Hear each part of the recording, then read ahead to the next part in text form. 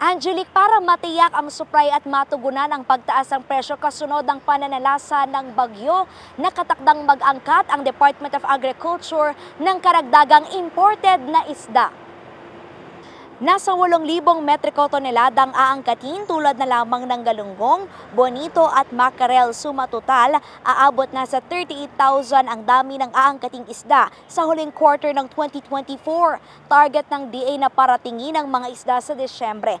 Layo nitong matiyak ang supply at mapigilan ang pagsipa ng presyo. Aminado kasi ang DA na naapektuhan ng sektor ng pangisdaan dahil sa nagdaang kalamidad matapos pumalo sa 1 bilyong piso ang pinsala rito. Pinag-aaralan din ng Agriculture Department kung saan mga lugar sa bansa ang maaring mag-supply ng gulay sa Luzon. Makasaysayan kasi ani ang idinulot na pinsala sa mga lowland at highland vegetables. Kung walang sapat na supply na makikita, posibleng mag-angkat ang DA sa ibang bansa. May parade ng typhoon and the track is almost similar, the same. Kaya talagang yung mga areas na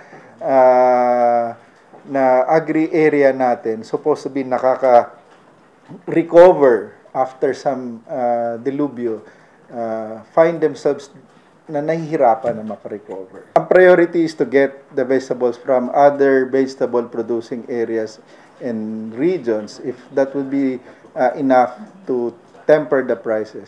So, hindi na kailangan mag-import. But if there's a necessity to import, we will do that.